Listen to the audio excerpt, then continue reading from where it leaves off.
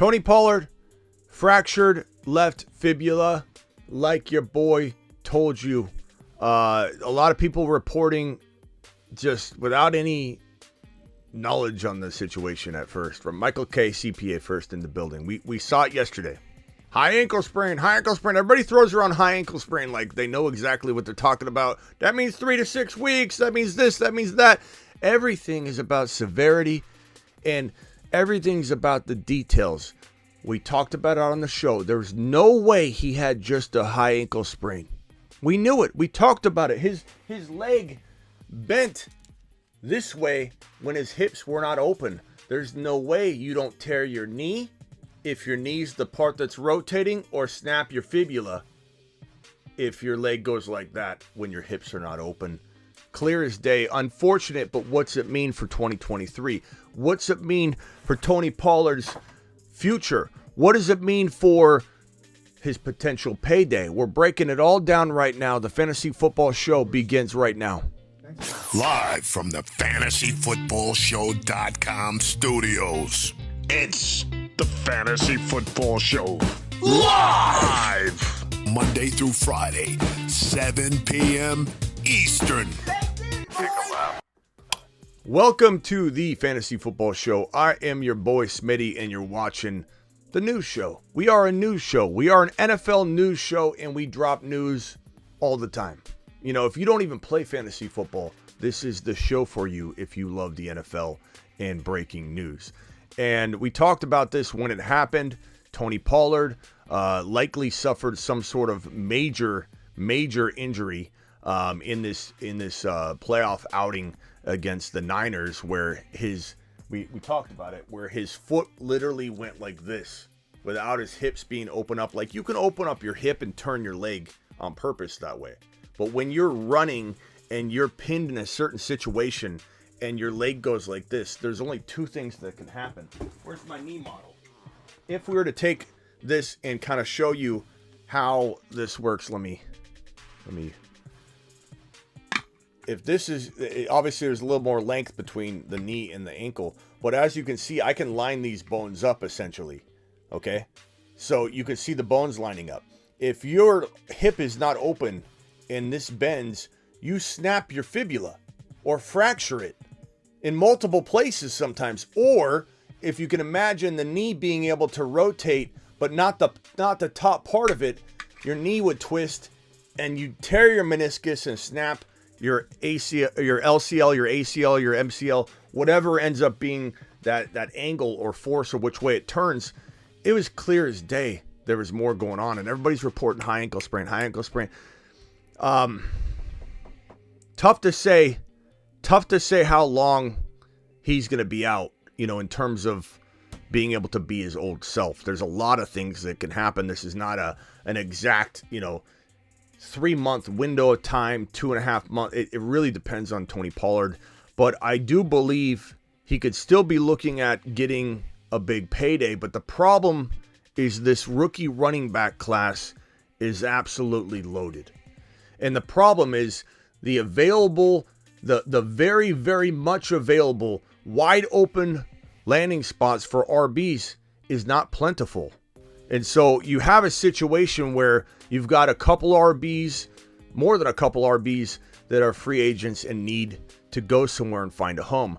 Josh Jacobs, he'll be the first to find a home. He's the one that proved the most. So if there is a team out there willing to fork out the cash and say, rookie running back's free practically, we'd rather get the top quality proven product and Josh Jacobs, send him on over, we'll pay him a big payday. Because RBs aren't, the shelf life shorter, teams are reluctant to go that route. So if there is a team or two willing to pay a huge payday, it's going to Josh Jacobs first. At that point, it's hard to imagine a lot of teams, maybe one or two, will look at Tony Pollard's success in Dallas, overlook the injury and say, we'll give you a big fat payday, come on over and be our star running back. The problem is he'll probably go venture off like Melvin Gordon did. When we thought he was leaving Denver, everybody rejoiced. And then what happens? Melvin Gordon comes on back, re-signs with his team. very strong possibility that Tony Pollard or Josh Jacobs find themselves coming back to their original location after testing the free agency waters. I'm not saying it'll happen to both. Maybe both are the two running backs that do find homes, and the rest of the potential job openings at the running back position in the NFL. The Cardinals. Let me pull up the top 10 and show you here, because one of these teams is going to be drafting Bijan Robinson inside the top 10. You could say top 12 if, let's say, his 40 time, which is expected to be a little underwhelming, and he could surprise some people. He could work on it. He could work on that thing. People could get better as they train for the combine, people. A lot of people are projecting a slow time. Maybe it's not. But if Bijan goes out and runs a slow 40 and he drops to, 8 to 12, he's still going to one of these very running back needy locations. Cardinals are going to want a running back. The Lions are always interested in running backs. The Raiders may want a cheaper RB than re-signing a very expensive Josh Jacobs, but they also may be like, we know what we're dealing with Jacobs, bring him in. A lot depends on the quarterback situation. How much money spent on a quarterback? Are the Raiders getting Aaron Rodgers? Can they afford to even get Josh Jacobs? They probably won't want to if they got a big payday in Aaron Rodgers. They got to worry about that contract. Falcons, they could get an RB. I know Algier is amazing, but they could certainly say, look, we love Algier, but we can't pass on Bijan if he fell. Panthers could go after Bijan. The Eagles wouldn't dare let Bijan slip past their kung fu grip at the 10 spot. One of these locations, and these are some of the more needy locations, are going to scoop up rookie running backs. So it makes it tough to project where Tony Pollard could go, where Tony Pollard will want to go, where a team can afford Tony Pollard, and where a team could say, we want him, we can afford him at our price tag, but this guy's going to want a monster payday. Maybe Dallas is where he ends up returning to. We don't know. All we know is this injury throws a monkey wrench into the situation, no doubt about it. Because now teams have another reason to be skeptical of going after him. So while he's potentially a moon man, we don't know if he's going to find the right situation, so we're going to hold off at the moment, especially with the injury. First in the building was Michael K. CPA. Appreciate you being here, Michael K. CPA. Joseph Cigar Smoking Burrow. Boy, did we have an amazing. Where do I have this? There he is. There he is. Look at him. Look at this man right here. QB1 in fantasy football 2023. QB1 in fantasy football Dynasty. Go forward, QB1. Let's go. Mashed potatoes. Joseph Cigar Smoking Burrow. And I don't want to hear that he's not QB1. I don't mind if you say, hey, it's too close. I've got Hurts QB1. I've got Josh Allen QB1. Mahomes, that's fine. But don't tell me he's not. You can tell me mine's different, Smitty, or it's too close, or yeah, I get. But don't come in and say there's no way he's QB1 or he can't be QB1 and be all like cemented into your position because you're gonna get me riled up. He could be QB1. At least say that to me. Don't come in and say something different. Okay? Or I'll put you in timeout. Okay? Because this guy right here, Joe Burrow, get some. Get some, Joe Burrow. Joey B. Unbelievable.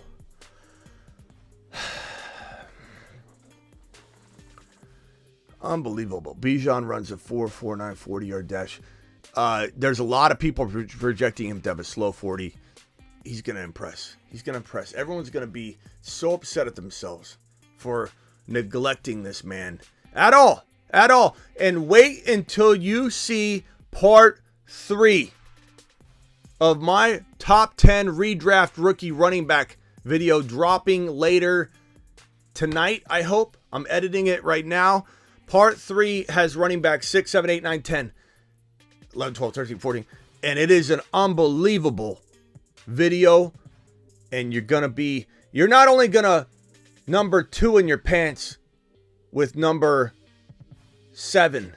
Number 8's going to make you number 3 in your pants. So get ready, get an extra pair of drawers and buckle up, get the popcorn and get ready to just watch an unbelievable video on my top 10 running back series parts 1, 2, 3. Part 1 and 2 are up, and you're gonna absolutely love what you're watching. We do need a Bijan emoji. We do need a Bijan scene. I understand. I'm working on it. We need a Charbonnet scene. The Moon Men dropping loads in outer space. Look at those gentlemen right there. Space monsters. If those aren't space monsters, I don't know what space monsters even look like at this point. This Moon Man list looks so much stronger than even last year. This Moon Man list looks phenomenal. And I've got a Moon Man dropping probably tonight. Probably tonight we're dropping Moon Man number 8. We've got Bijan, Wilson, Chris Olave, Jahmyr Gibbs, Zach Charbonnet, unknown mystery Moon Man, which will be the QB for the Miami Dolphins, and we project it to be Lamar or Brady or A-Rod, most likely going to be one of those. Your boy Rick says Bijan going to the Niners. Give me a break, bro. Give me a break. And Christian Watson is the other Moon Man. Moon Man number 8 dropping tonight. Moon Man numero 8 dropping tonight. Get your popcorn ready. Tú necesitas estudiar. Your boy Smitty tiene el gudos. Okay, so get ready. Bijan's not going to the Niners, bro. Your boy Rick with his Niner logo is completely oblivious. Don't get mad at him. Your boy Rick, I love you, pal. You are flying high right now, and I congratulations on To the moon. on the win. You guys are going to face the tough Eagles. Get ready for a very tough opponent. But bro, you're flying high right now on that win, because Bijan has zero chance of going to zero. Like your boy Rick, zero, maybe negative percentage chance of going to the Niners. Zero, Rick. There's no way. You don't have draft picks to get it done. You can't move up to even draft him. He's going in the top 3 to 12. Your boy Rick. You got Christian McCaffrey. What are you talking about, bro? You're starting to get me excited. I might go in rant mode. You don't even know. Can't even find my rant button. I'm about to go into a tizzy, bro. Warning. Smitty is approaching dangerous territory. Deep breaths. Not worth a rant right now. Charbonnet at 1.7. What's this? Charbonnet at 1.7. What? A rookie draft? Try 1.3, pal. Try 1. What are we doing here? Warning. What are we doing here, bro? Warning. Threshold unstable.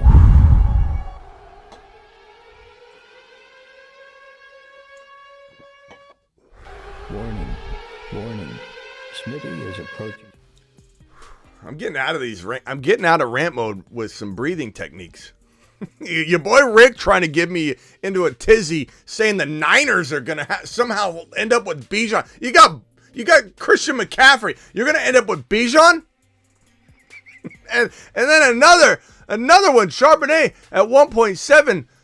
This can't possibly be a rookie 1.7, and you can't take him in the first round. You're not paying attention. I still appreciate you though. Don't get mad. Your boy Rick, that Bijan's going to the Niners. Oh, Ty Lee told your boy Rick. He might have that insider information. Smitty, who is the wide receiver 1 of the 23 class? That's coming, Sandu. The rookie wide receiver is the video's coming. We know who the running backs are. It is your boy Bijan. It is your boy Jahmyr Gibbs, but closely almost tied with Charbonnet at the 2 spot. Charbonnet is a monster, okay? Open up your Charbonnets. Nice, warm, bubbly glass of Zach Charbonnet will do wonders. Burrow around 5. Come on. Sendu's trying. Stop it. Warning. Stop it.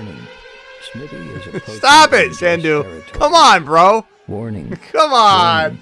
No. Unstable. You. Alert. Maximum levels reached. Prepare for transformation. Alert. Maximum levels reached. Prepare for transformation. Time for a Smitty rant. Smitty's QB.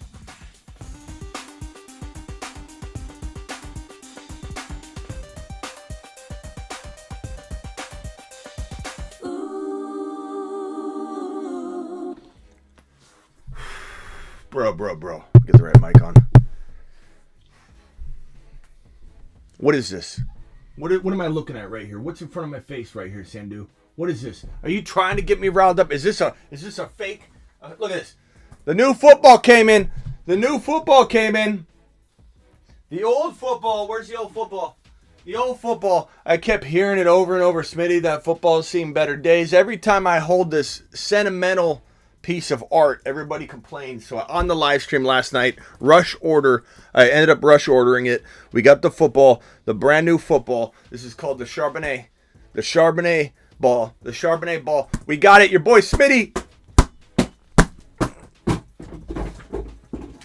Your boy Smitty has got the football. And I'm going to address this comment on screen right here that got me in a tizzy.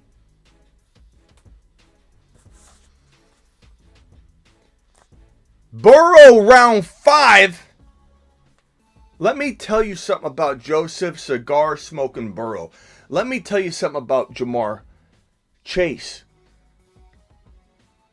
For those of you that want a winning draft strategy, why don't you draft Jamar Chase as your wide receiver 1 overall in round 1 and grab some cojones and draft Joe Burrow in round 2? Why don't we double stack it? Why don't we stack it? The stack above all stacks. It's time to drop the pancake emojis in the live chat.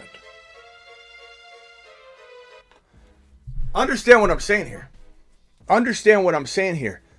This is the best approach, in my opinion, if you want a creative approach, an unorthodox approach, an approach that maybe even your league mates laugh at you when you draft Joe Burrow in the like mid to end of round 2. Joe Burrow in round 2, Jamar Chase at the top of 1, let's call it 3. Let's say you're drafting at 3. And you're drafting at the 3rd from the last pick in the 2nd round. Jamar Chase, number 3 overall. He's my number 1 wide receiver. Yeah, you could say, JJ, wait a minute, Smitty. Are you saying that you draft Jamar Chase over JJ, Smitty? You can't possibly be doing that. Absolutely. Without a doubt, 100%. Why? Joe Burrow. Kirk Cousins.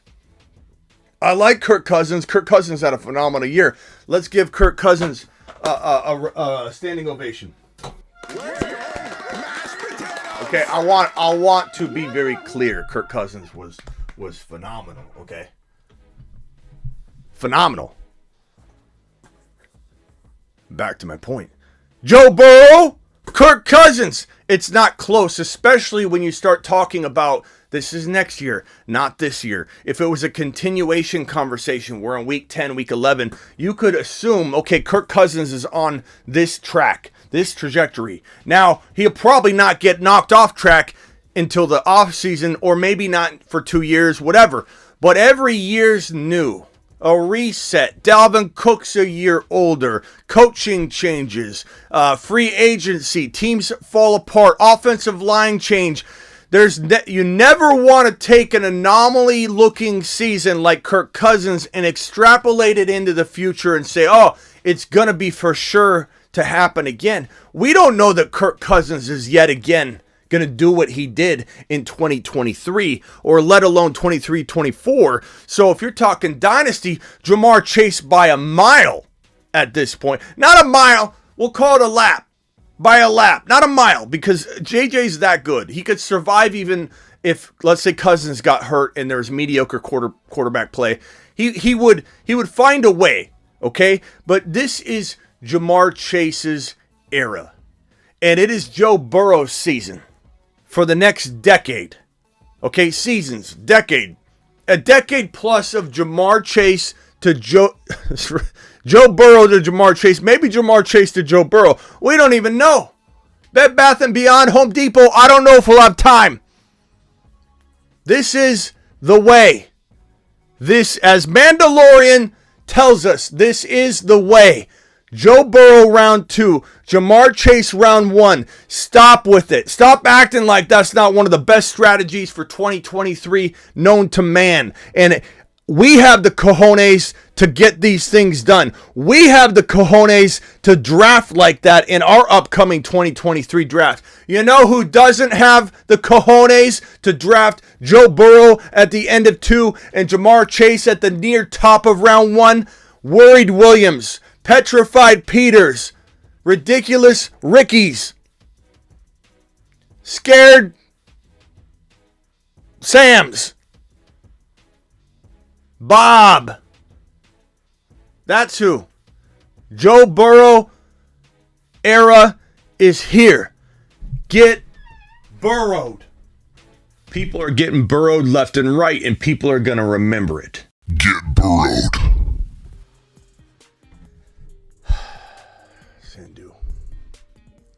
Sandu, my doctor tells me to not respond to your comments anymore.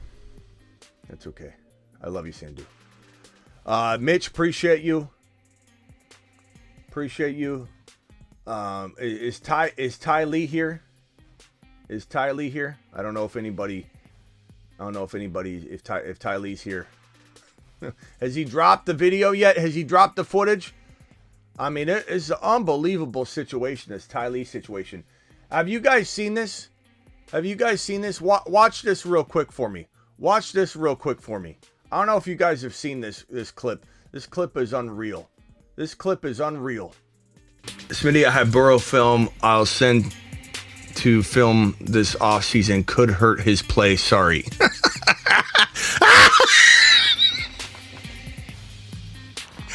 Oh, no! Oh, no! Ty Lee, he's back. Ty Lee's got negative commentary on Joe Burrow. We didn't know this was coming, Ty.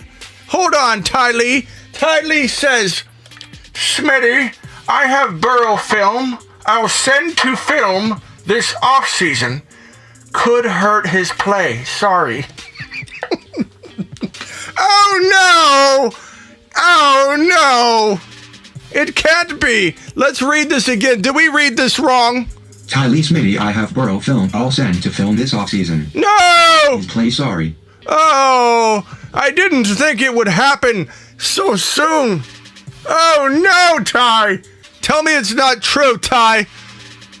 Hey, Ty. People are getting burrowed left and right, and people are going to remember it. Get burrowed. Breaking news. I didn't know this was out. Ty Lee has film on Burrow that will hurt his play. And unfortunately,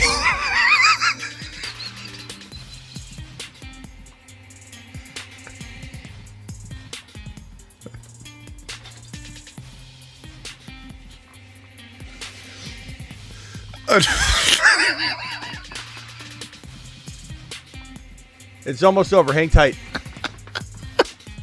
I love my job. I love my job. I love my job. You guys would be surprised at some of the things that people say to me.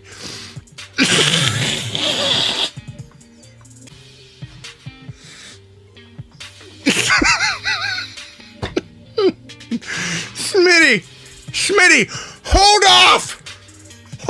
Pause the live stream, Smitty. I have Burrow film I'll send to film this offseason. Could hurt his play. Sorry, I'll explain later. Burrow, ha ha ha. What is this, Ty? You can do better than this.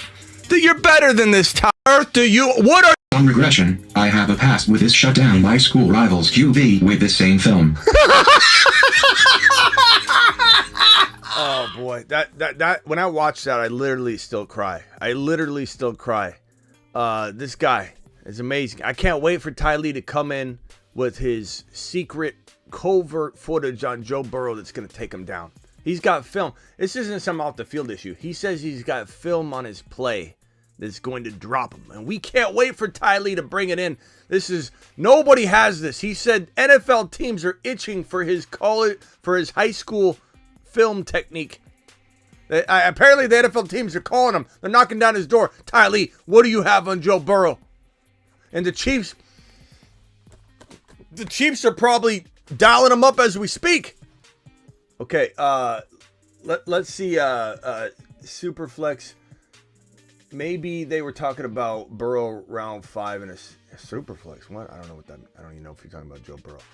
Okay, let's open the phone lines.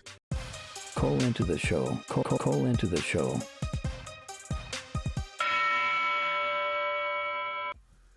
Unbelievable, Ty Lee. This guy. By the way, we were talking about on the Dynasty channel what sleeper QBs are out there that could be like gems, that are well outside of the top, 6 to 7 quarterbacks. And one was thrown out, Watson. I don't agree with that one. That was one that somebody threw out. I said watch out for Sam Howell. Watch out for Sam Howell from a deep dynasty perspective, from a deep redraft perspective in a way. This is a situation where, like, you want me to call out a very like unknown rising star, the next like Purdy, the next unknown, nobody sees it really coming, top 10 quarterback. I'm not saying it's a guarantee by any means. This is just kind of how I feel when I dig deep into QB rankings and I say, who on the outside of the top 15, 20 QBs has a shot at being an electric elite player? It's Sam Howell for the Washington Commanders, who really only played the last game. He scored 2 touchdowns, 1 passing, 1 rushing, like 35 yards rushing, like 150 plus passing yards, and an INT. So he had 1 TD passing, 1 INT. I think it was like 160 passing yards, 35 rushing, a touchdown on the ground. Very, very good looking quarterback. And so, like, he could be the next Trevor Lawrence. You know what I mean? Trevor Lawrence is trying to become the next Burrow. No one's chasing Burrow, though. Everybody's trying to be Burrow. Being Burrow is the popular thing. Look at the new football. Look at this new football. I do agree. This was a good decision by everybody for me to go out and get a new football to hold. The grip's nice. I love the old one. It's staying in the studio. Sentimental value, but very excited, very proud that we got the new football on a speed rush delivery within 24 hours for you. For you. I work for you. But yeah, 74 people in here. Punch that thumb up button for your boy Smitty. Let me make sure the phone lines are open. Dial in. Call into the show. Call into the show.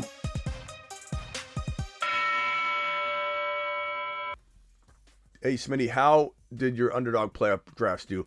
I've got several in the mix. I have no guillotine. I have no gauntlets left.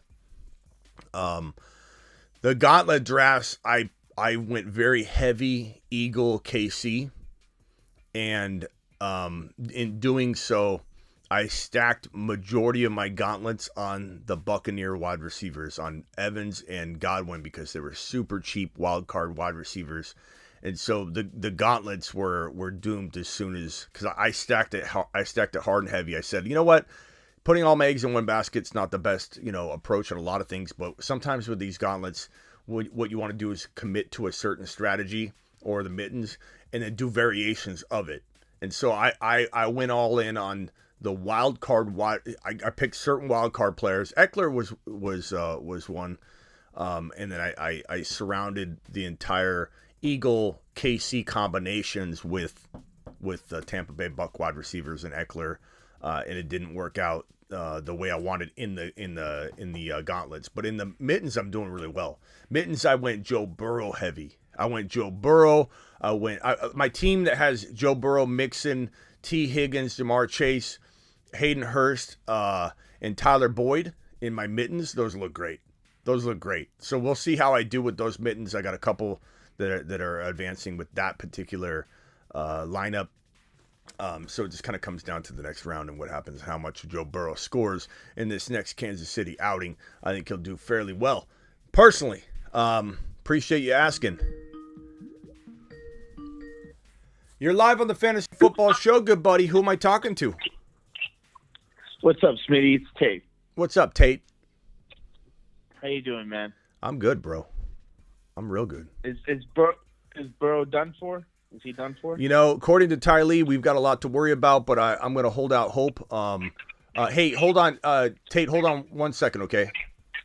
Let me get these two super chats out of the way because I want to make sure. Hopkins, Amari, Gabe Davis, 1.8. Are you still here, pal? Are you still here, Big C?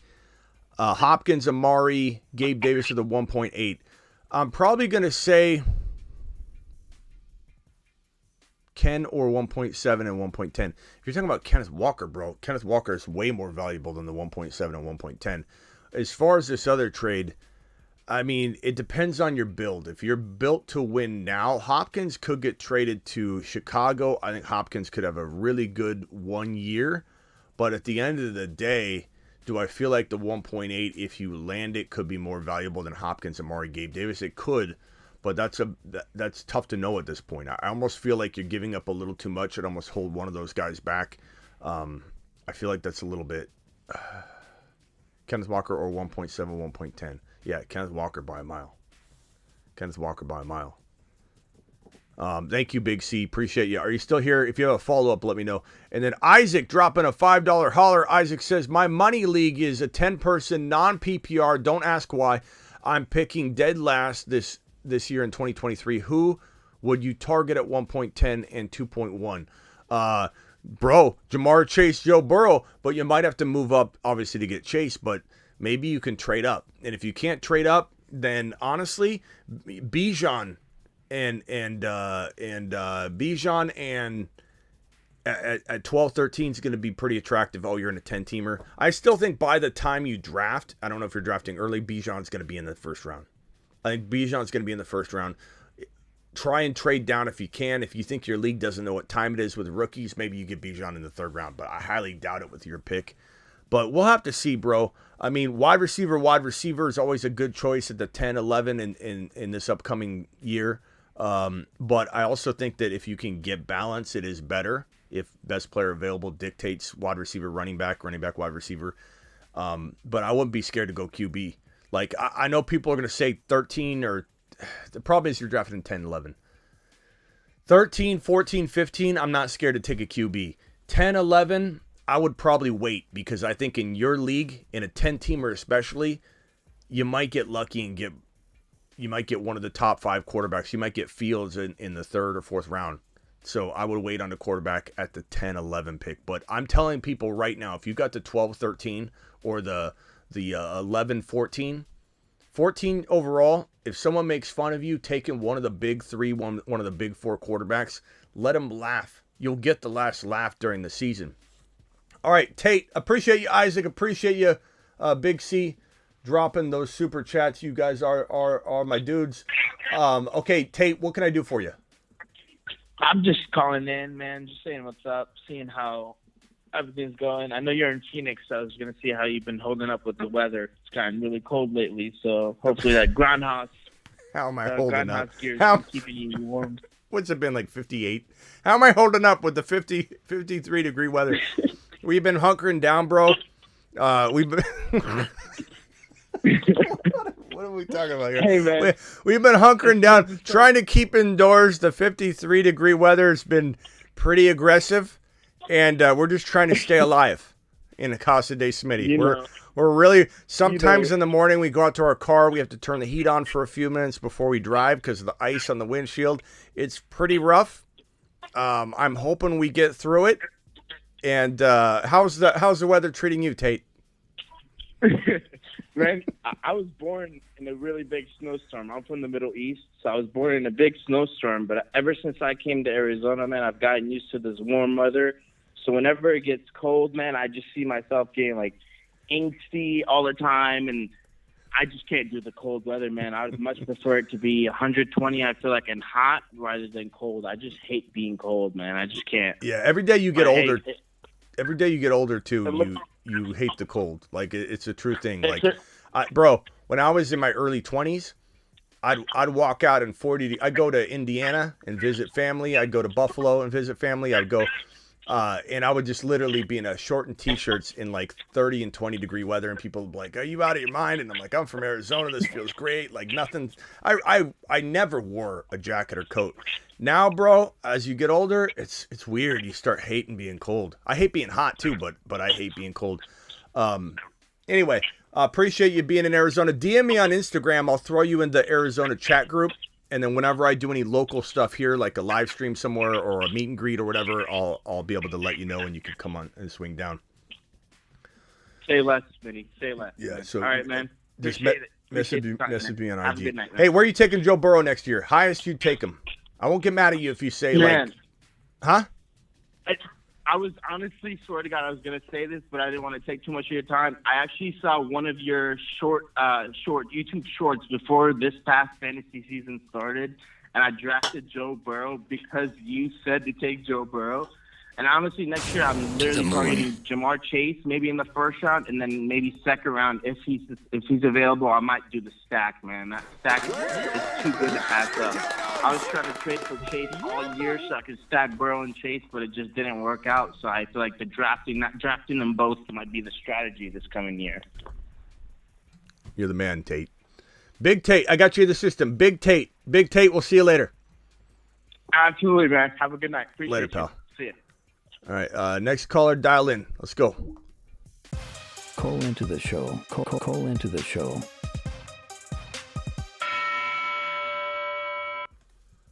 We got another super chat from the man named Isaac. Isaac says it's a friend league, so nobody is looking at the Moon Men. Eckler, Mixon, and Henry will go high in my league. I'll get lucky with Brees and Bijan. Then here's the thing, bro. If you're in a 10-team league where people don't know what time it is, they don't know about this right here. The stack above all stacks. It's time. They don't know about this right here. The tripod, also likened to pyramids in ancient Egypt, are constructed using Burrow or Hurts, Chase or a JB, Hall or Walker.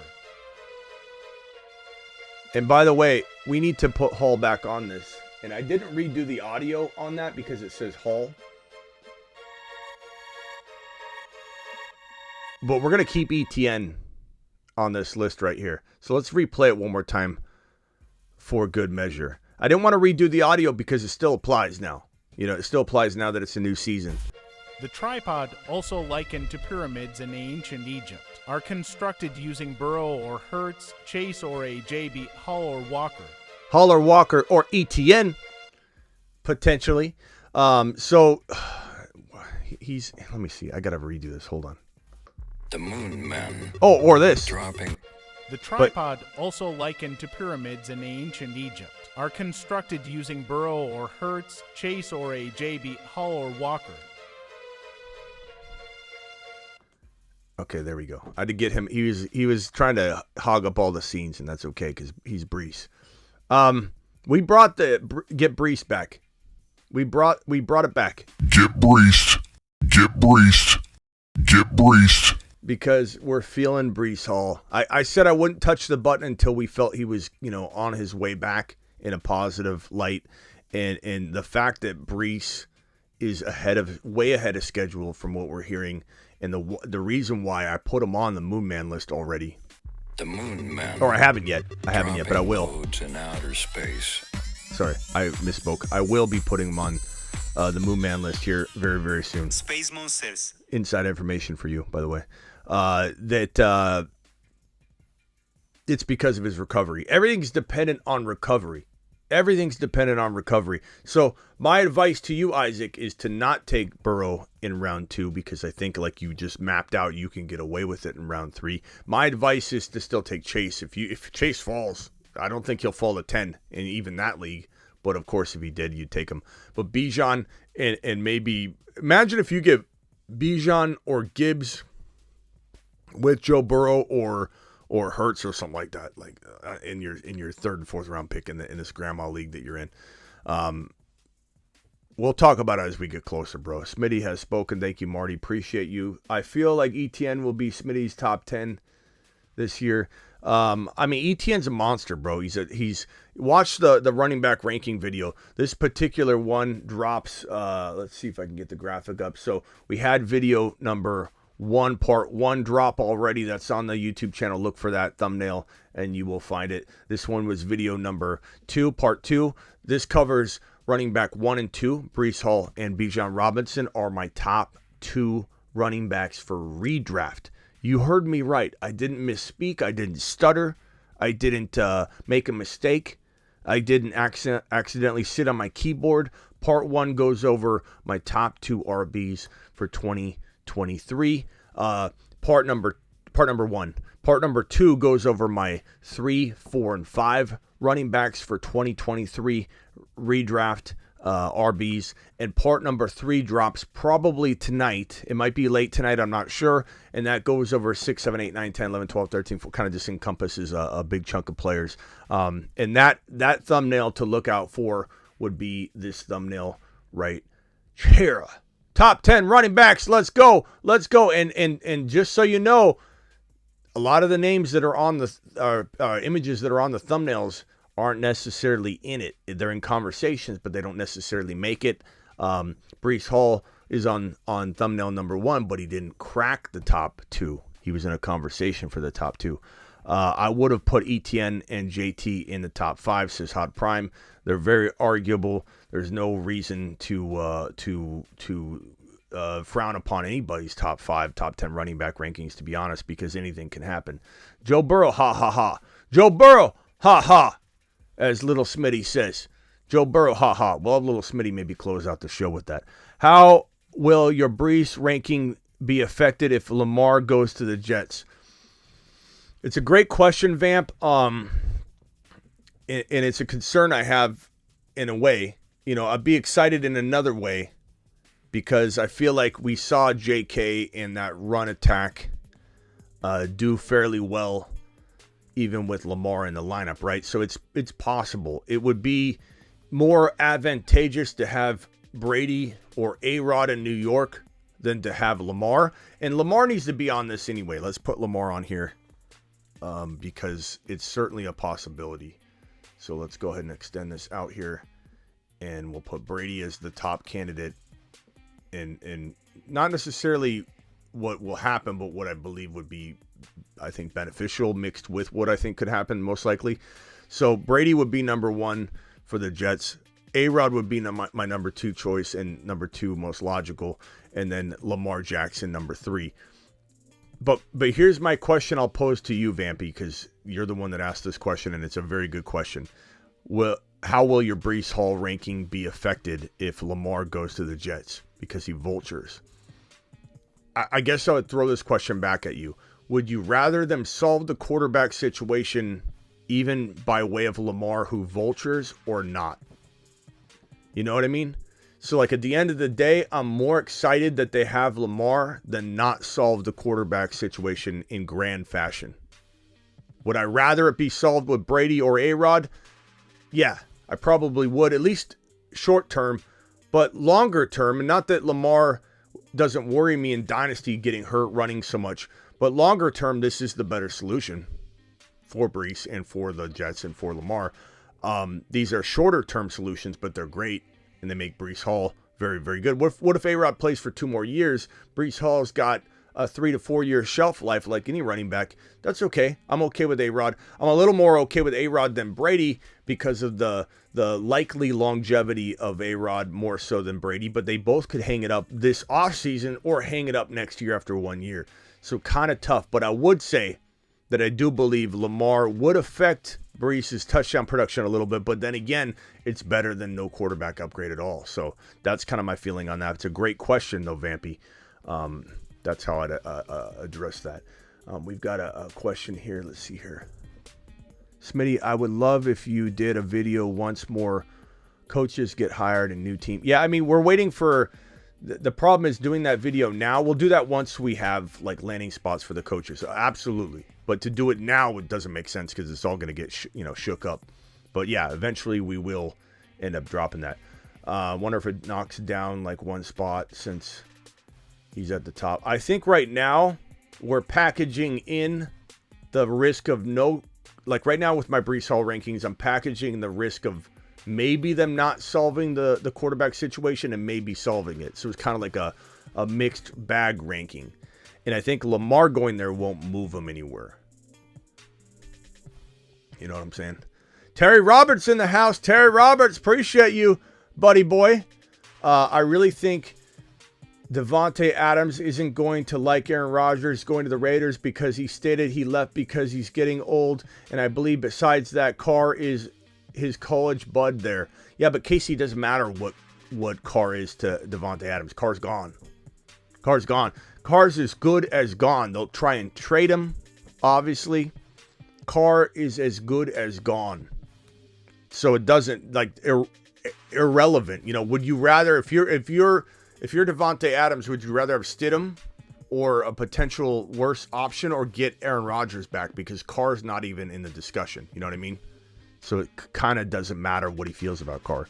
It's, it's business to the Raiders. They're moving on. I'm watching from the beginning. Smitty dropping gravy about Joe Burrow. Chase. Draft strategy. Attaboy Robert. Appreciate you. Phone lines are open, by the way. Call into the show. Call into the show. Yeah, Carr's not gone yet, but he's as good as gone.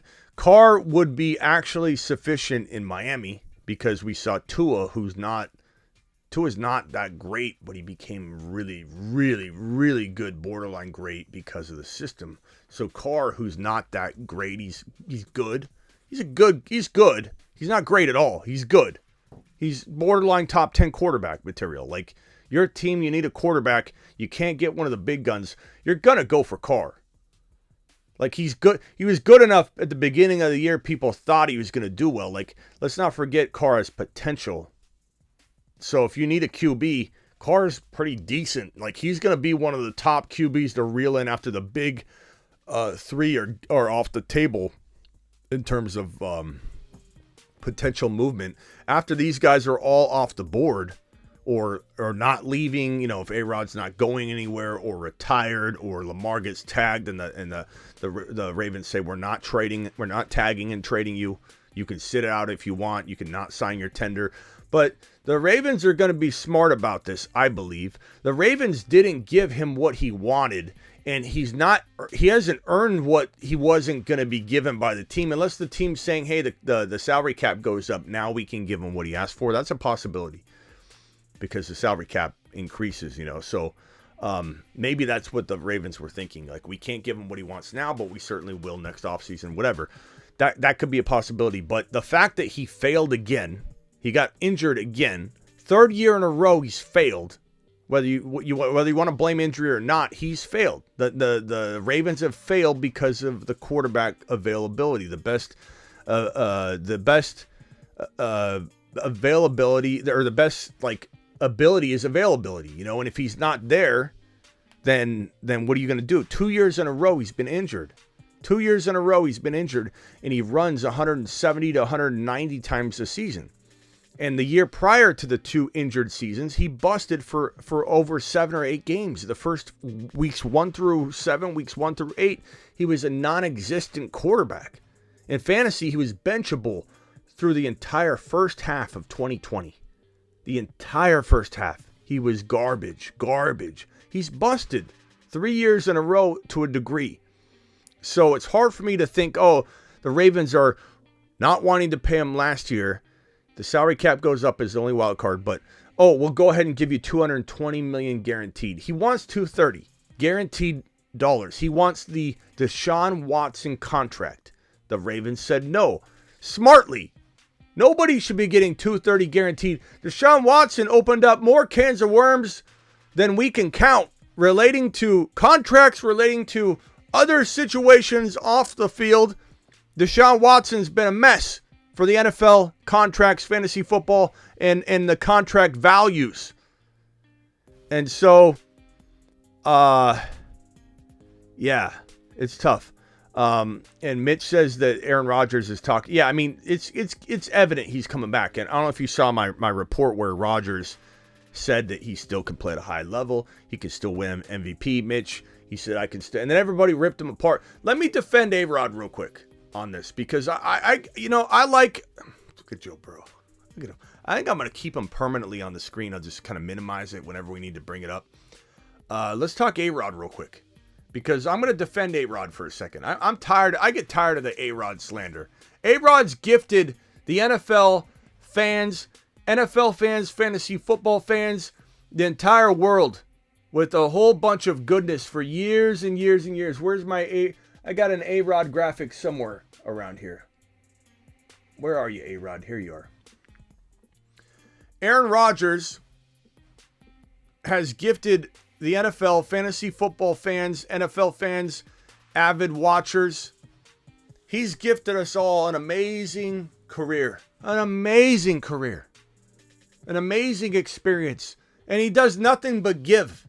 Like content-wise. He creates so much content for me. I love talking about it.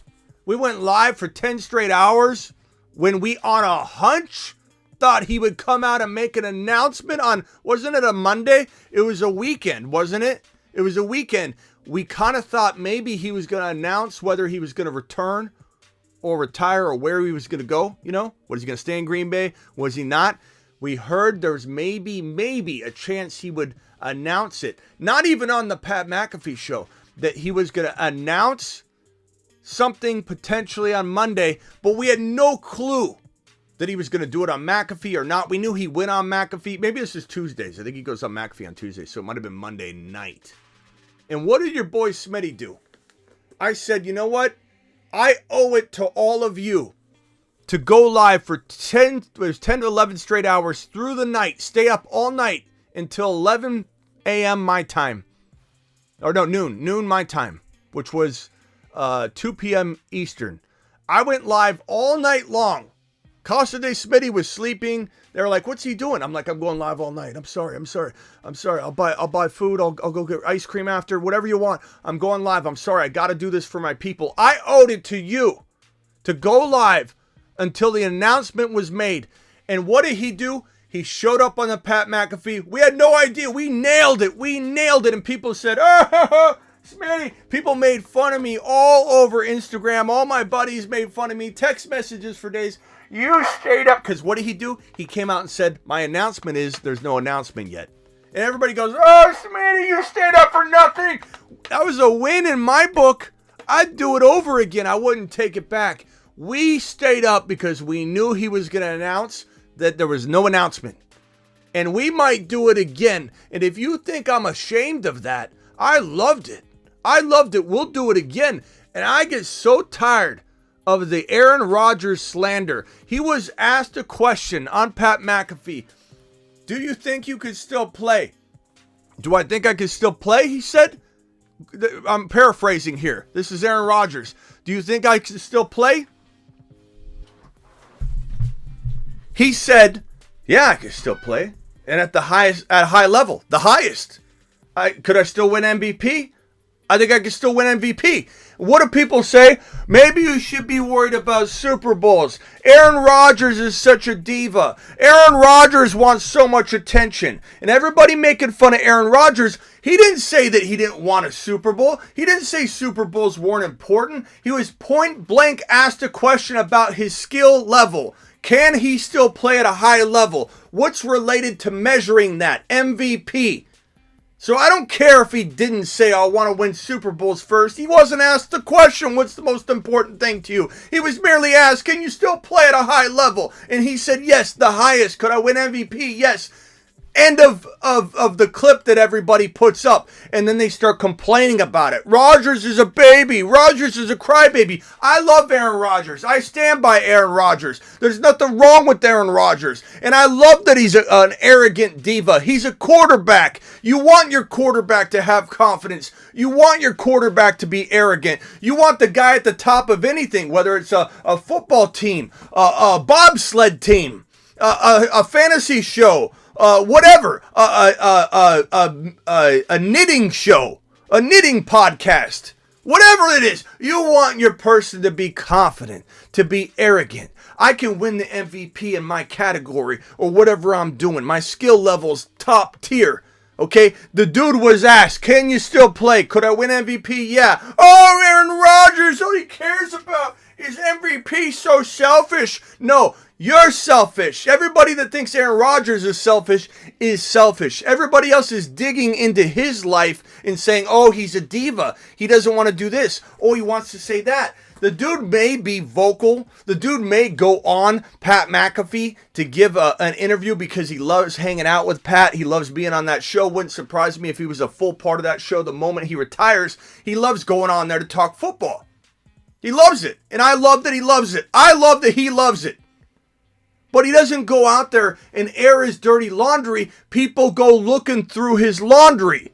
People go looking and digging through his laundry, and then they report on it. The only time he ever makes statements is on the McAfee show. And if you watch and you know what's going on, oftentimes they probe him for an answer, and then everybody acts like he just comes out, steps up to a podium every week and says, let me try and cause a lot of controversy and tell you that I'm going to do this, I'm not going to do that, and everybody, I'm selfish. That's not Aaron Rodgers. He's arrogant. Good. I love it. He's egotistical. Good. He's a quarterback. He should be. He's confident. If he's my quarterback, I'm glad he's egotistical. I'm glad he's confident. I'm glad he thinks he can win MVP. And I'm glad that was his answer. I don't agree. I love Aaron Rodgers. Aaron Rodgers has given so much to football, to the NFL, to fantasy football, to fandom, to people that hate him, to people that love him. He gives us content. And I'm going to continue. And if I sniff out that this guy is going to go and make an announcement, I'm going live for 10 straight hours, 12 straight hours, 8 straight hours, whatever it takes. If we know there's a specific announcement coming, and it probably will be planned on his McAfee appearance, your boy Smitty's going live. And Aaron Rodgers, I doubt you're watching this, but if you're watching this, I love you, pal. You keep doing you. You keep being selfish. You keep being arrogant, and you let everybody hate you because I love you. I love you enough for everybody. All right? Don't worry about it. Peace out.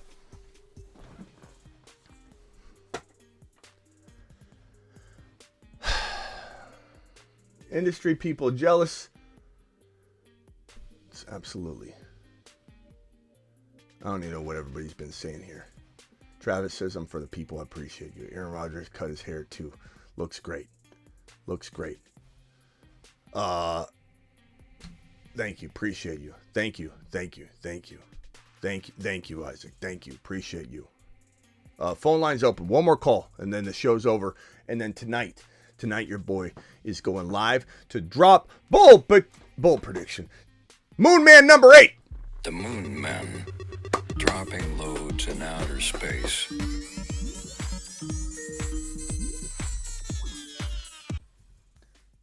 All right, Vampy, try again. I don't know why I missed the call, but I missed the call. Moon Man number 8 dropping tonight. The Moon Men, dropping loads in outer space.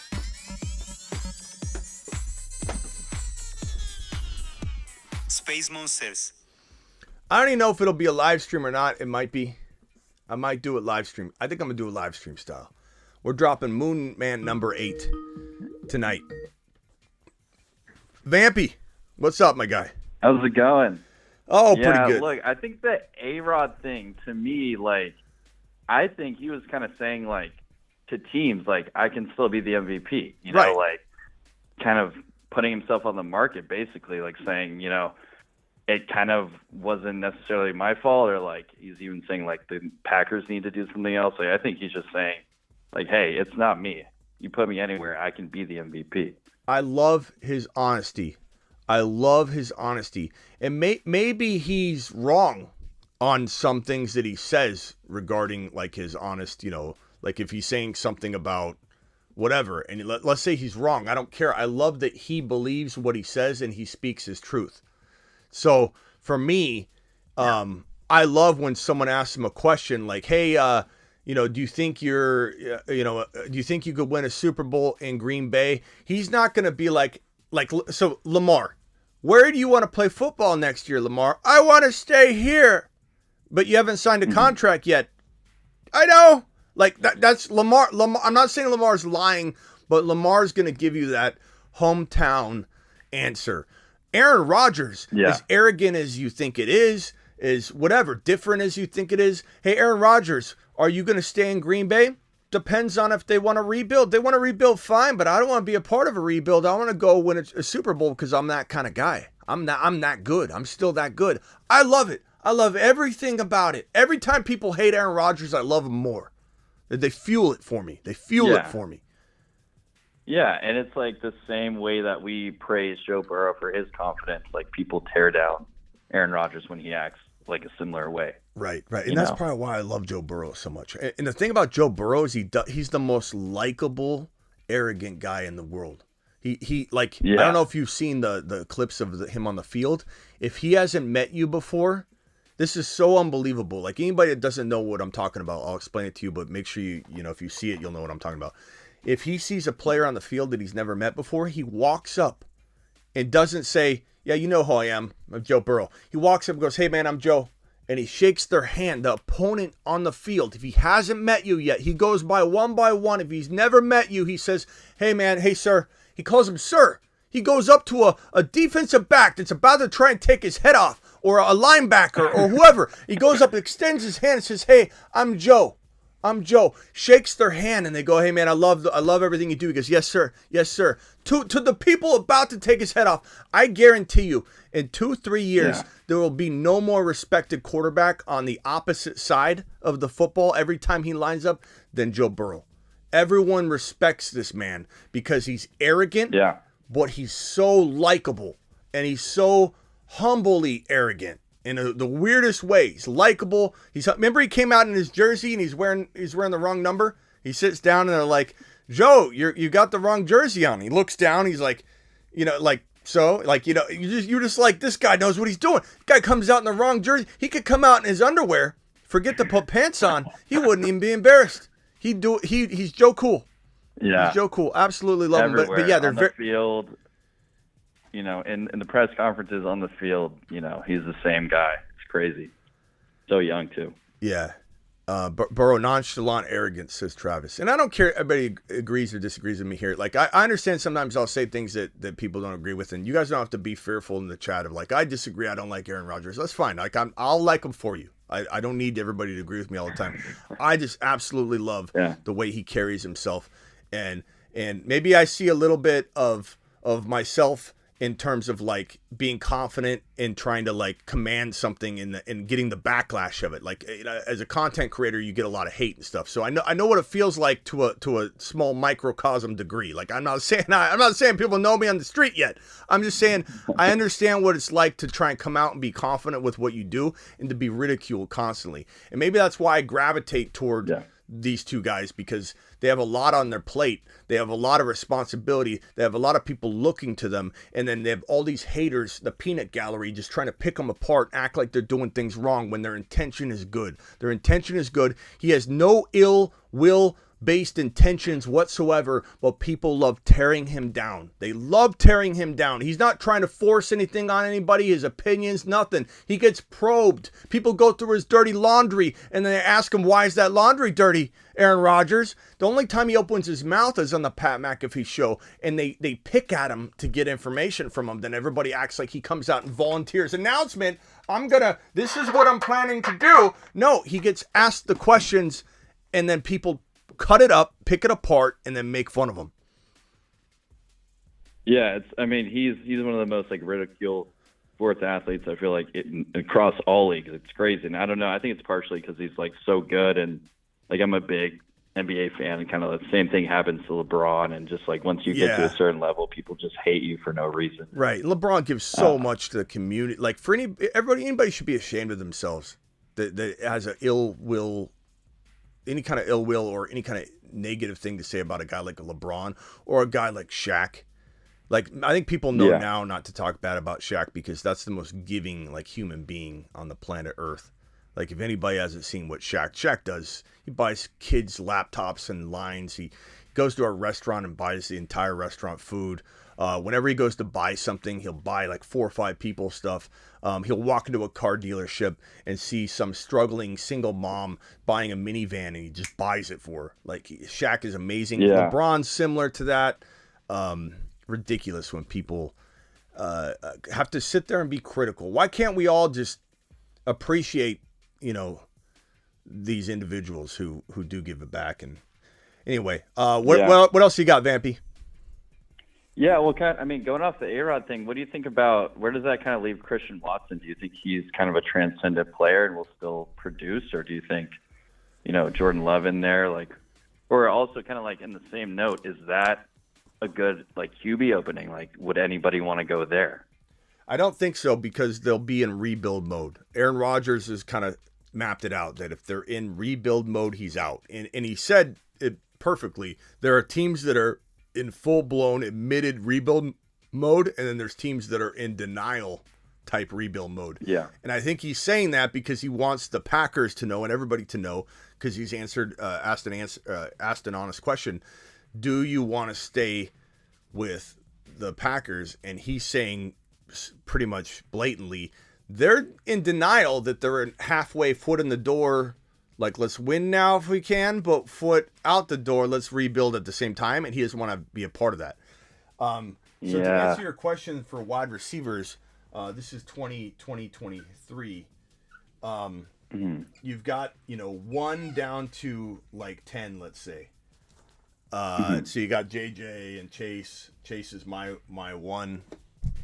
JJ, these guys are at the top. So you got 1 through 10. Yeah. I think Christian Watson with Aaron Rodgers is in this 8 to 12 territory with A-Rod. But I think had he not had A-Rod there for a year, we may never even see him develop at all. We've seen Devontae Adams become who Devontae Adams became and is currently because of Aaron Rodgers. Would Devontae Adams turn into a 7 to 12 wide receiver without Aaron Rodgers? Yeah, I believe he would have. But I do not believe he would have ever been top 1 to 5 if he didn't have Aaron Rodgers. Aaron Rodgers, if you don't believe that to be true, go back and just kind of reflect and look it up. Every wide receiver Aaron Rodgers has had, he's always had a top 1 to 8 wide receiver. He develops them, he molds them, he crafts them, he rushes them along. And people will often say, rookie wide receivers don't do well with Aaron Rodgers. It's not that rookie wide receivers don't do well with Aaron Rodgers. Aaron Rodgers has always had somebody in place, always. So he's never had a need to develop somebody on the fly very quickly. And what did we say all offseason long? We thought it could be Dobbs. We weren't sure. It was Christian Watson or Dobbs. But we said over and over, one of them will be fast-tracked because there's no other option. Aaron Rodgers will prove that it had nothing to do with that he brings rookies along slowly, that he's never had a need to bring a rookie along slowly.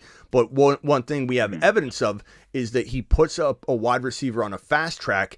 And I'm hopeful, and I believe, to answer your question, Christian Watson has got enough out of the relationship with Aaron Rodgers through a year, being fast track, absorbing things quickly like a sponge. We've seen him make huge mistakes that I think you would see a wide receiver make over the course of 1 to 3 years. He made them all in a jam-packed one season. We saw him awful, dropped a bunch of passes, made huge mistakes, bounced back, looked amazing, made mistakes, bounced back. And I think all of that was very, very good for his development. And I'm very hopeful that he still can linger around 10 to 14. Maybe 9 to 14. 9 to 14 with Jordan Love. With Jordan Love, he could be a 9 to 14, 9 to 15 overall wide receiver. With Aaron Rodgers staying, I think he could really much push into 7 to 10. But yeah, I mean, he's one of those game breakers. He makes plays. I think he's always gonna have a spot in the top 15. And just I guess we'll kind of see how it fluctuates. With the ADP, but yeah. Oh, hold on. Ty Lee's here. Ty Lee says, Smitty, I will send the film for $25. The Lions offered $150K. This is probably a fake Ty Lee. I guess it's a fake. This is not the real Ty Lee. This is not the original Ty Lee. This is a fake Ty Lee. Wow, what a show you got! You got impersonators of people in the chat. Right. Finally made it. We finally made it. Impersonation Ty Lee. Yeah. So awesome. What's your take on Christian Watson. Where's Christian Watson fall on your 2023 wide receiver rankings if, let's say, A-Rod is in Las Vegas? To me, he stays in the top 15. Like I said, I just think he makes plays. I think they're some of those dynamic guys where it doesn't really matter, like in Amon-Ra St. Brown. I know they kind of have a somewhat high volume of passing in Detroit, but I think that there's certain guys that kind of just transcend and make plays, and I tend to think Jordan Love is decent enough to feed him the rock, and it sounds like Lazard is on his way out. So yeah, I think he'll have a lot of room to produce.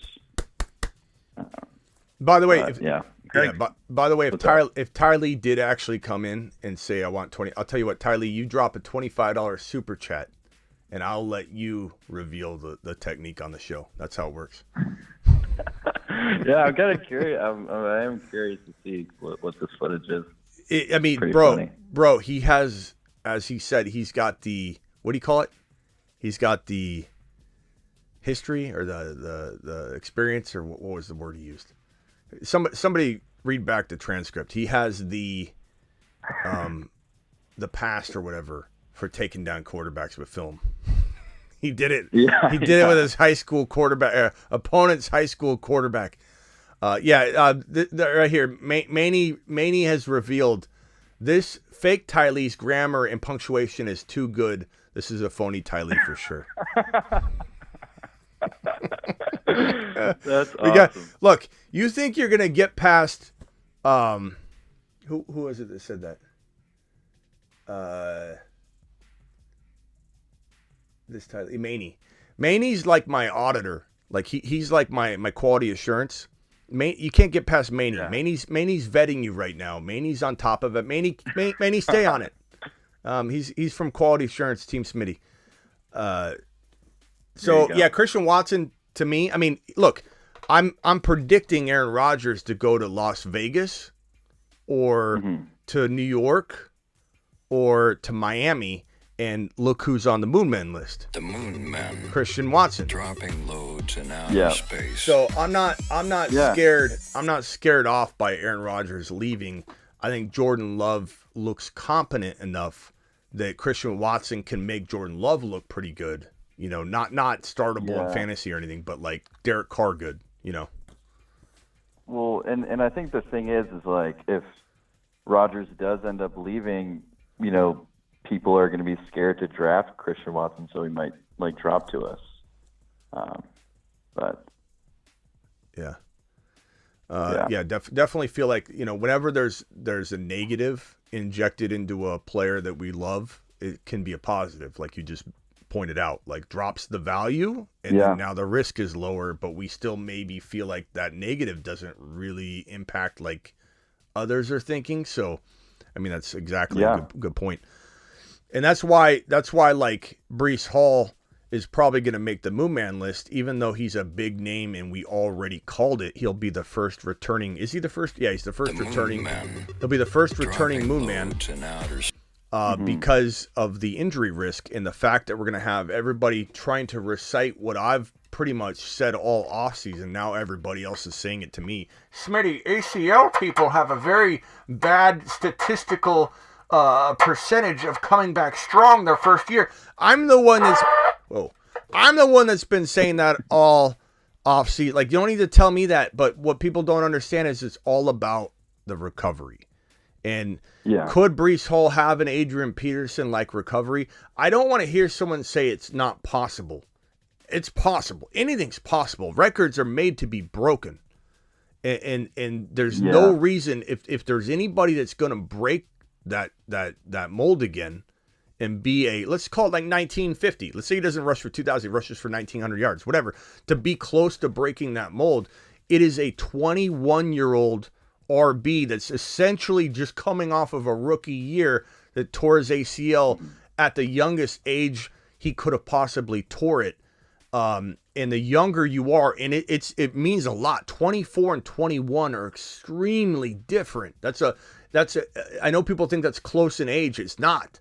It's not. 21 years old versus 24 tearing your ACL is night and day. Absolutely night and day. And so that's why Priest Holmes tore his ACL early on before he became an absolute monster. Dalvin Cook tore his ACL. I don't know if Dalvin Cook tore it twice in college. I forget which running back tore it twice. We've got a lot of RBs that have tore their ACL. Frank Gore tore, Saquon. But I'm thinking of earlier on in their career. There's so many RBs that came out of college with torn ACLs recovered that people don't even know about. Jamal Lewis tore his ACL before he became Jamal Lewis. There's so many RBs. When you're 19, 20, 21, almost, I don't want to say it doesn't matter, because of course, like, you'd rather your knee be intact. There's degenerative things that happen when you tear your ACL, especially meniscus. Meniscus more than anything. Yeah. You could repair an ACL tear without any meniscus damage or any other surrounding damage, and literally maybe have a normal older age knee a deterioration where you don't have arthritis, you don't have anything happen quicker. It's the meniscus. It's almost like the vehicle being out of alignment and then driving for 100,000 miles out of alignment. What's your knee going to look like at the end of that? So off track. It's kind of like if you're walking from here for 10 miles straight and you turn your body just slightly at the beginning of your walk. Yeah, at first you barely are off track. By the time you get done with your 10-mile walk, you're so far off course, similar to when you have a meniscus tear at the beginning of your career. You can't re-level your knee. Your knee literally, kind of like if you were to go into your car and slice your right corner brake pad, your front right brake pad, slice it like down like this much and drive on it for 100,000 miles. The ramifications of that, 100,000 miles later are going to be crazy. So the same thing with the meniscus tear. So if Breece Hall, my whole point being, these younger players, if they have just the ACL tear, it's almost a non-factor. The meniscus is what would worry me for even Breece Hall, but it wouldn't worry me early on. It'd worry me at 26, 27. Yeah. So if Breece Hall has the recovery he's having, there's no cleanup, there's no, he's got a meniscus cleanup that we need to go in and do, that sets back everything. But if he goes in and is 100%, like, to a degree, he'll never be 100%. He'll admit that after the 1 year. I wasn't fully 100%. Now I am walking into my second year recovered. They always say that. Running backs always say that.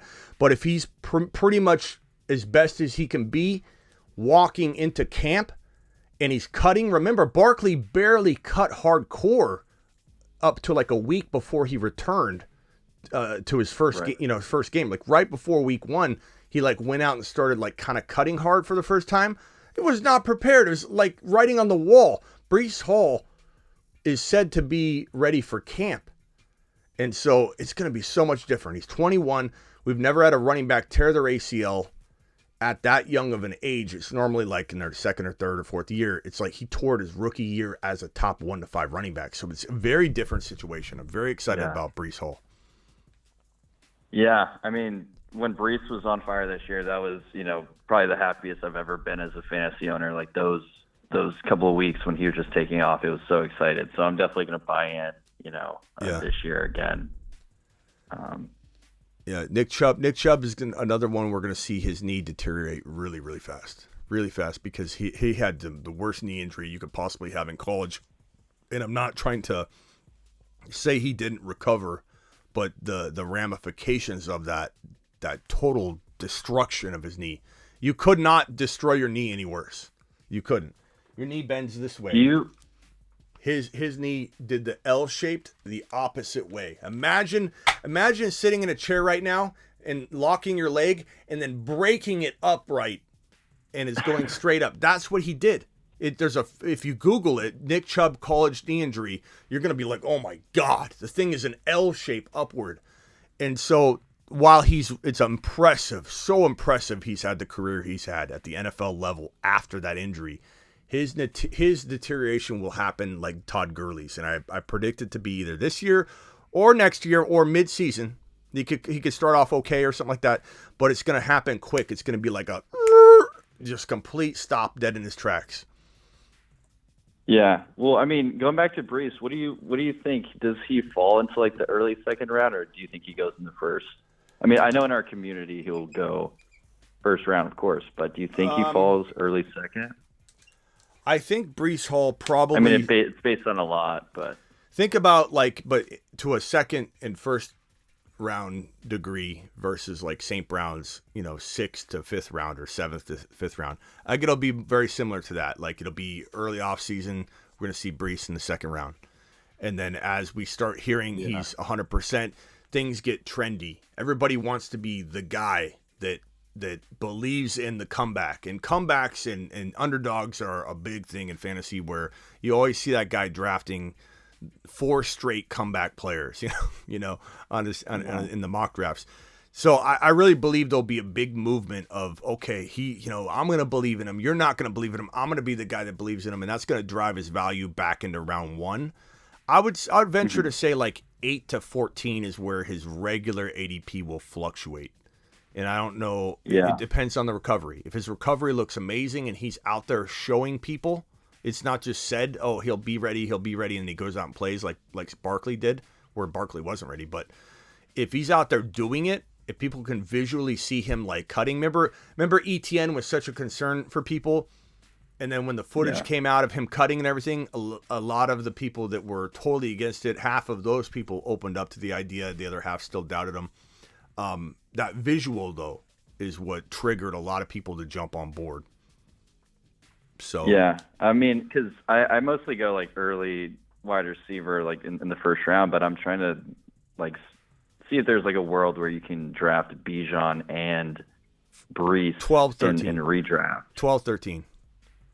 Yeah. You think so? Yeah, early on, 12-13. Later on, it'll feel kind of like, in mitten drafts, Underdog Fantasy promo code Smitty. Underdog Fantasy promo code Smitty. Smitty will get you up to $100 in your first deposit. Go do a NFC or AFC Championship DFS contest, if you will. Show us tell us what you did, and we'll root for your picks, whatever you end up picking. Also, the higher lows on the pick'ems are so fun. But similar to how when you were doing mittens last week before they closed, it was like almost impossible to draft Burrow and Chase, because Chase would go like in the top 4 or 5. Burrow would go like at 6. So if you got that 6 pick in the mitten drafts, there were 6 people drafting. So if you had the 6 pick, you had the back-to-back first and second round. It was really easy early on to get Burrow and Chase at 6 and 7 back-to-back. But as the mittens went on, you couldn't get them both very easily. I think that's going to be similar. In drafts, you'll be able to easily get Bijan and Breece at 12 and 13 in early February, March, April, May drafts and mock drafts. I think Bijan's landing spot in April will spike him right to about 8 to 12. I think he'll go 12 to 18 in early mock drafting, especially because they inject the rookies and the ADP data is not strong yet. And so because people will forget to draft running backs, they won't know that they got inserted into the list. The ADP data for Bijan is going to be jacked up unless somebody's like on top of that ADP and they know how to, make sure it calculates just these drafts or that. So I think that as we get settled into mock drafting in like June, you'll see Bijan like just out of nowhere, there'll be an update that we're pissed about. We're like, oh no, Bijan got updated on the ADP and he's going to jump to like 13. And we're going to be like, no.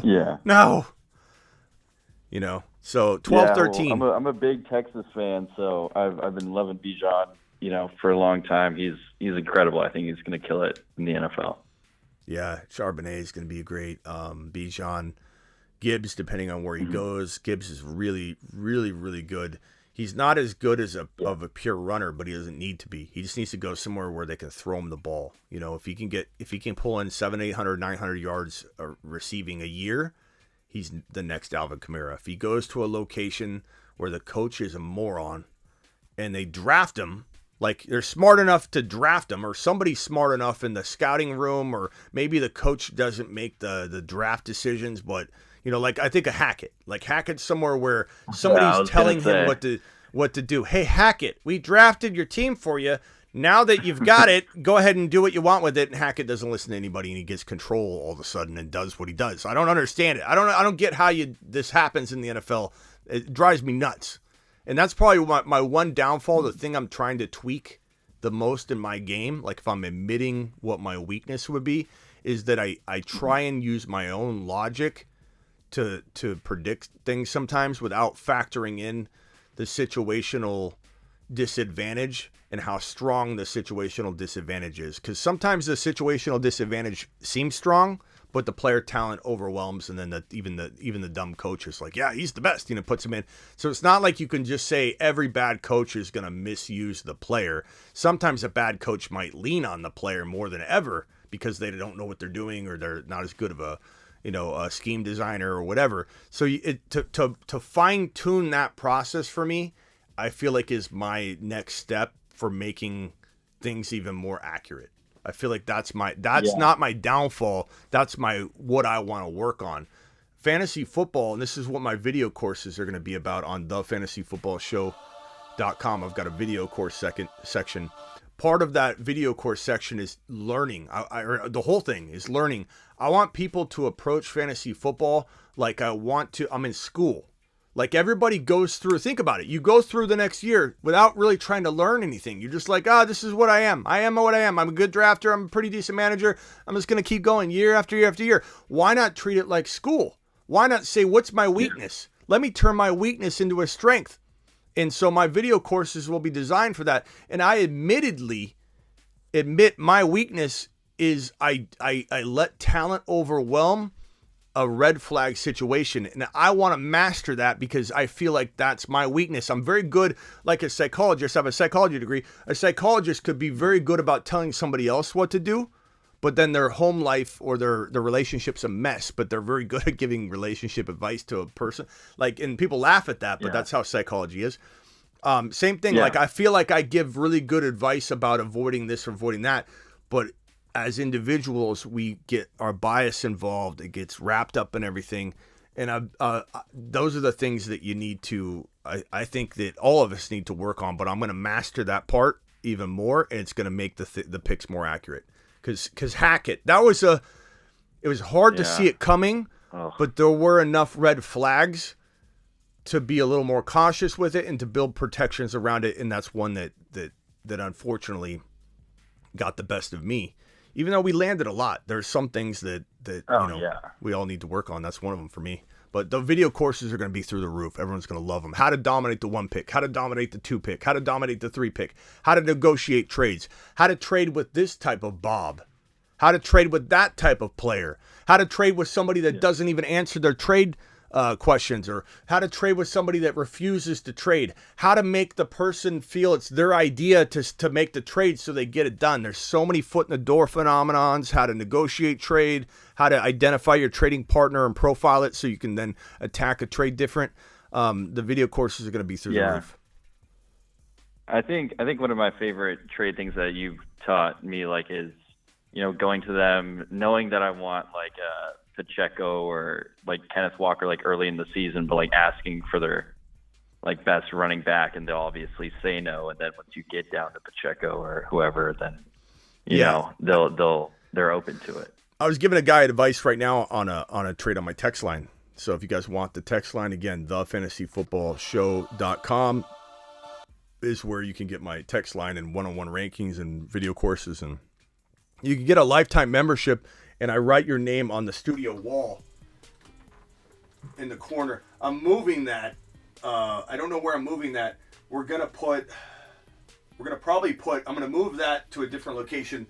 And this is where we're going to put, I think, $50 haulers or something this year. If you drop a $50 hauler or higher, I'm going to walk over with a permanent marker and write your name on the wall. So that'll be later on this month.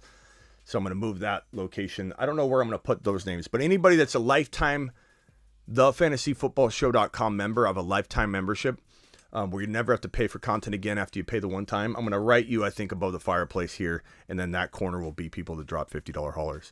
All permanent marker, and so it will never be removed as long as the studio exists. Is the permanent marker fund separate than the whiteboard marker fund? Because we might need to get that going. Yeah, because they're fine. We need fine tip. We don't have fine tip. That's a Vamp. I'm glad you're on board of the supplies team. We're gonna put you editor. Yep. You're gonna be chief of supplies. I think I already gave you that title, chief of supplies. What was your question before I went on that sideways rant there? I mean, well, I was asking about like if we could somehow land Brees and Bijan. No. After that, what got me on the lifetime membership? You said something just now. Oh, I was saying how like the when you trade with people to like ask for the higher guys, and eventually text line get down to the lower guys. Yeah, guy on my text line I was helping yesterday. Yeah, the day before he basically said, Smitty, should I trade? I think it was like the 1.7, the 1.9, and I want to say it was like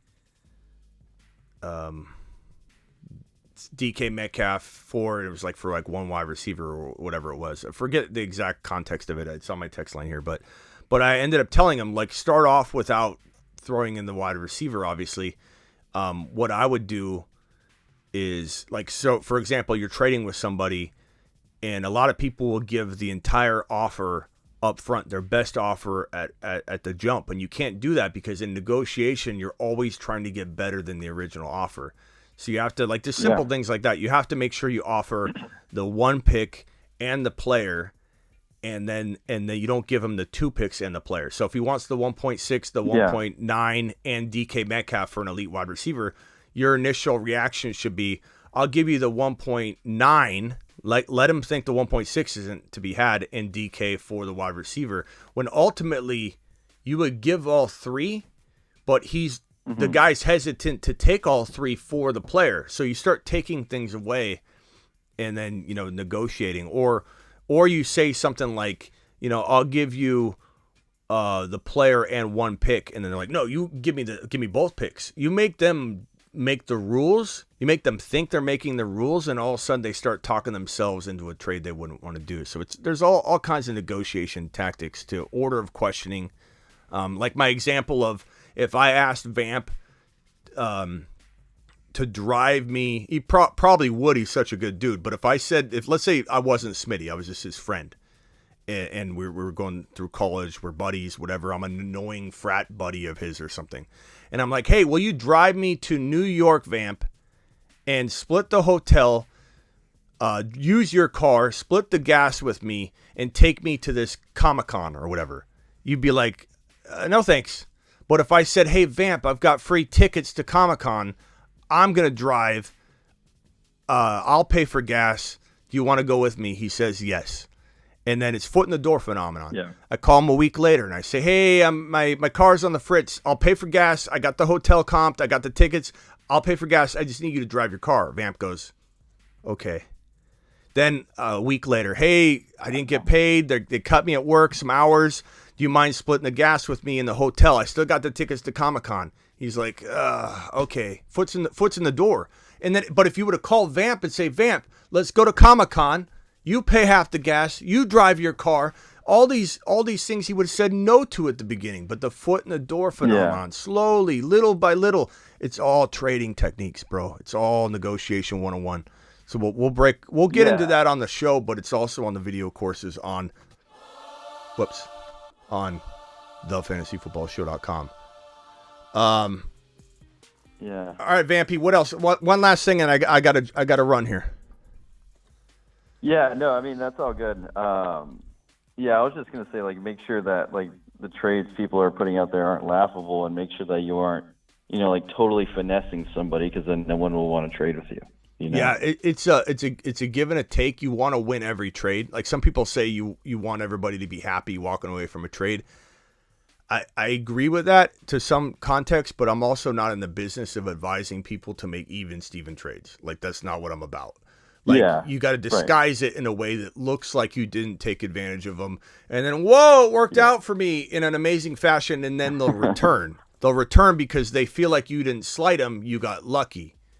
And so it's a fine balance of blasting somebody without them knowing they're getting blasted. Otherwise, you start doing especially draft pick trading, which is probably my most requested video everybody tells me they find me through my draft pick trading video all the time, but draft pick trading is like, one of my favorite things to do. But if you have, these picks right here, and called kicking the can down the road, you basically say, I'll give you my 3 and 4 for your 2.1. So then you get that pick, and then you say, I'll give you my 6 and 5 for a top of round 3. And now you have your original 1, your original 2. You gave up your 3, 4, 5, but now you have these 4 picks in the top, 20 or 36 overall. And you can maybe even do it one more time. So you give somebody your 7 and your 8, which seems like you're giving up all this depth. That's fine. You give someone your 7 and your 8 to move your 3.12 up to 2.2. And now you've kicked the can. You kicked the problem down the road. Yes, you're missing these picks right here. You have 1, 2, 3, 4 picks in the top 3 rounds, and you have 1, 2, 3, 4, 5, 6 missing rounds that you don't have picks in, but you've really only 1, 2, 3, 4. You've really only missing this round 5, 6. You're really only missing that round 5, 6 there, and 7. You're just kicking the problem down the road. It's called kicking the can down the road. But like once you do this in your draft, and you have these picks here, and you're drafting Christian McCaffrey, you're drafting Tyreek Hill, let's say. Tyreek Hill, Joe Burrow, Bijan Robinson, whatever. After you have this team and they've kicked the can down the road, no one trades with you anymore. Nobody trades with you anymore. They don't want to give you anything. They're upset at you. They made fun of you while you did it. They said, oh, this guy's an idiot. He's getting rid of all of his depth, but yet they're scared of it. And they make fun of you. And anybody that's done this has come to me and said, I've ruined trading in my league. They won't trade with me anymore. They're like mad about it. They also don't want to give me any kind of like weird advantage that looks silly. And they laughed at me. And then they're like, wait a minute. We laughed at them, but this looks horrible now for us. And so that you got to be careful. Some of these trade techniques will ruin your ability to trade moving forward, like draft pick trading, which is fine. Especially if you're in a dynasty startup, because who cares? Once you got your team, you got your team. You don't care what anybody thinks. But this trade technique stuff is awesome. Yeah. Armchair says franchise tagging Pollard. He still way more productive than Elliott. I don't think they franchise tag him. They could. I wouldn't say, he won't be franchise tagged, but I don't think they will, especially with the injury. But I think there's a chance he comes back because I don't know that the market will be there for him. But we'll see. We'll see. Yeah, I hope so. I hope he comes back. I'm a Cowboy fan, so I hope he comes back. But very good chance that it's a Melvin Gordon situation. He goes in test free agency with a smile, like, oh, I get to go. And then he goes out there, no one's there. No one's taking the calls. I'm sure people will open their door to him, but he's got about a 3 or 4 month recovery process. And so your teams are going to be like, bummer. Yeah, teams are going to be a little skeptical of that because free agency is really soon. It happens rapidly. He won't be able to prove he's, healed and fully good to go. Just the idea of, okay, our medical team says you should be good by the season. But it's hard to give a guy a big fat contract, especially when all the opening teams are going to be looking at these free, cheap rookies, So we'll see. He might find the one suitor that's like, I want Pollard. And that's all it takes is one GM, one scout, one coach that says, I played against Pollard. I love this guy. We need to bring him in. But it's really, really hard to imagine at this point the Cowboys franchise tagging him. And it's very hard to imagine a team paying him anything near Josh Jacobs' money. So if maybe the Cowboys lowball offer him, he still goes elsewhere for more money, and he ends up in Carolina, and then we're like, I don't know. Yeah, I don't know. I don't know what we'd even think. It depends on what Carolina does, how they develop, but we'll see. Definitely Moon Man capable. Bummer for him, man, but he had a great season, so hopefully he gets paid. All right, Vampy, call back anytime. You always ask good questions, pal. Appreciate you. All right, sounds good. Have a good night. We'll have like a Vampy section or something you can call in. All right, later, pal. All right, guys, I appreciate you. I'll be live tonight to announce Moon Man number 8. The Moon Men, dropping loads in outer space. Moon Man number 8 will be dropped tonight. I will see you all then. Appreciate every single one of you. Prayers up for Tony Pollard and his broken fibula. And hope he gets the deal he wants. Appreciate you. See you later. Out of here.